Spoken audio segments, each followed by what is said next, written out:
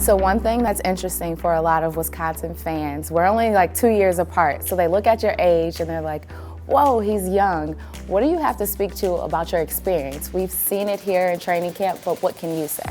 I've been fortunate to have been around a lot of basketball in my life, so varying levels and varying different, degrees, so to speak.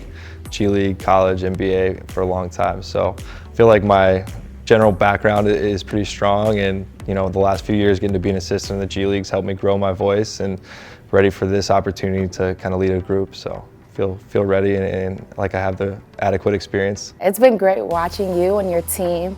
And when it came to putting a team together, watching Dennis out there with the guys, what were you looking for and how did you end up selecting your assistant coaches who support you? It was a long process. We did a lot of due diligence on a lot of candidates. I think Dave and Josh Longstaff both did a great job of helping us find guys that were good quality people, first and foremost, for the job, and then also had great basketball experiences, both coaching and playing and things like that. I think we've got a really solid group ready to help develop these guys and lead us to some victories, hopefully. So when we talk about victories, do you feel pressure to win versus develop? When we look at a lot of the guys who came through on assignment last year, developing was huge. I mean, Dante came in and was a big contributor. What are you focusing on and how do you balance that? First and foremost, establishing a culture where we compete, both in practice and in games, and you work to develop. And if you're getting better and you're competing, the wins will just follow naturally. And so that's what we'll focus on, getting better each day, developing our guys, and then competing, whether it's in practice or in games. And if you're doing both those things at a high level, I think the winning comes pretty naturally. What are you going in and saying, these are my goals? To survive. No, I'm kidding. I hope to have a great defense. I think that'll be something. You've seen Bud throughout the years has had great defenses, and we'll try to coach them up the same way and play with that same level of compete and activity. But I think if we have guys that get better, and I hope we have some guys that go on to the NBA and we lose some players to call-ups. I think that's the dream really at the G League level, is helping guys succeed and get on to their next step in their journey. Right, and we saw that early in the season. Unfortunately, Bledsoe had an injury and Frank Mason III came in and stepped up. What are you looking for most for him, looking to help support Wisconsin Herd, but also the Milwaukee Bucks? Frank's been a pro for 2 years, so he's got a lot of experience that he brings to our group. I think he's an immensely talented player and great individual, so we can rely on him to be good for us and to be a leader and a point guard and help get guys better, as well as get himself better.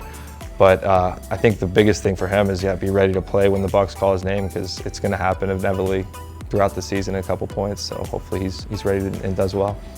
We've talked about compete a lot throughout training camp and also heard you say it today. What are some of your expectations for the players as they compete for a spot and compete for this season? It's just that, compete. Everything's on the line, from training camp spots to playing time and all that stuff, and the only way you're going to earn that is come out and play hard and compete every day. And if we do that together as a group, we'll be a pretty successful team down the line.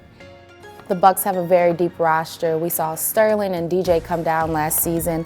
How do you plan to integrate some of the two-way players and on-assignment players into your starting lineup and rotation without interrupting the culture? I think it definitely takes work. The relationships with the players, I think, are a huge part of that. I think having a foundation and a basis and a mutual respect and trust, when you can come in and explain the situation, hey, so-and-so is going to be here tonight, might mean less minutes, less shots, like come in and play hard and take what comes. But I think the relationship sets the foundation for all of that.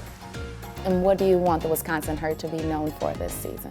Their toughness, their toughness, their competitiveness, and their togetherness. I think that's who we want to be, and that's what we'll be about all year. And what do you want to say to the Wisconsin Herd fans who are getting to know you now and will be with you all season long? Thanks for all your continued support. You guys are a great fan base. It makes it a fun place to play in the Nominee Nation Arena. So look forward to seeing you guys out there soon.